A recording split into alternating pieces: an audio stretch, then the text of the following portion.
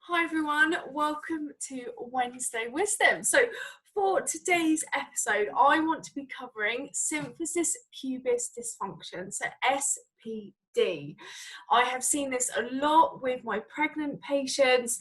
I've seen it a lot that people report it in their past history. So what I thought I would cover all bases about how it presents, what it is, how you should get it diagnosed, what we as hands-on therapists can do to help, and other options that are beyond what we can provide. So symphysis pubic dysfunction is a dysfunction to your pubic symphysis joint.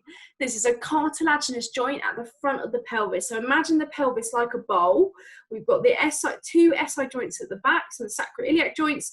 Pubic symphysis is the one that is right at the front. Within this joint, we've got a disc within the middle, and then we've got ligaments that cross over to make it lovely and strong. The reason why symphysis pubic dysfunction occurs most commonly during pregnancy is, as we know, the lady needs to be prepared to give birth. It's a huge change in the body, so hormones are released to make everything lax in order to accommodate for this. What this means is we get a huge influx of relaxin. This causes laxity of ligaments or any connective tissue. So you find that you start to expand the pelvis to accommodate for pregnancy. What happens, however, is if there's any underlying dysfunction or any other issues, potentially in a previous pregnancy, this can predispose someone to have that increased laxity and pain, and it goes from mild to severe. Most commonly, we see this within the third trimester, so of women who are suffering. It's normally as they go through the pregnancy, 89% of them who have been diagnosed with SPD typically have it occurring in the third trimester. So how it presents is obviously pain at the front of the pelvis, so severe pain here.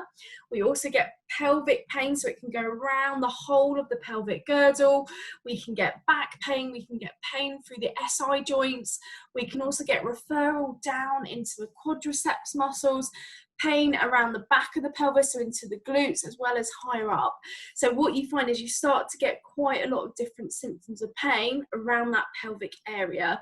What we typically find is during pregnancy, the reason why it affects women most commonly, like I said, the relaxin, altered pelvic mechanics and altered pelvic load. So obviously we're looking after a baby, we're growing a baby, that is a lot more pressure into the pelvis, hence why the symptoms occur.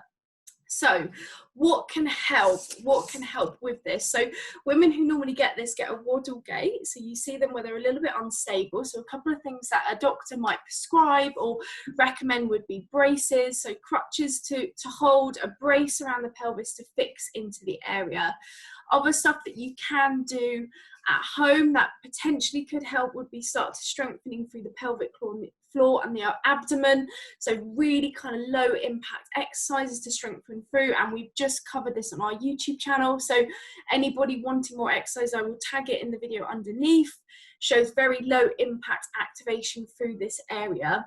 Other stuff that might potentially help, again, it's not necessarily stopping that laxity because you can't really prevent that because it's something that happens naturally. You can look at, however, from an osteopathic point of view, optimal pelvic mechanics. So for example, we've had other issues where there's a slight rotation through the pelvis or compression on one side of the SI joint and the pelvis is slightly rotated.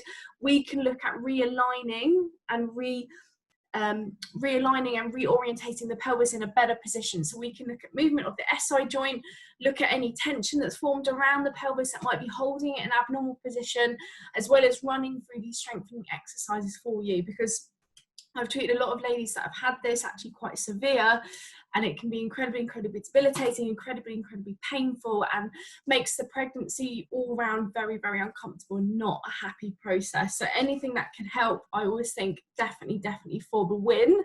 So like I said, I will tag the video in. It's all about reorientating the pelvis, restabilizing, and doing anything we can to fix it in that position, because what we don't want is that you're getting referred pain, soreness, instability, and that difficulty walking.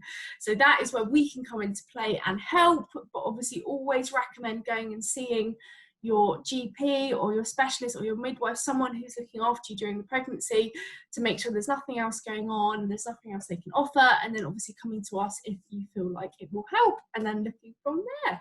But hopefully this was helpful. Any questions, please comment below.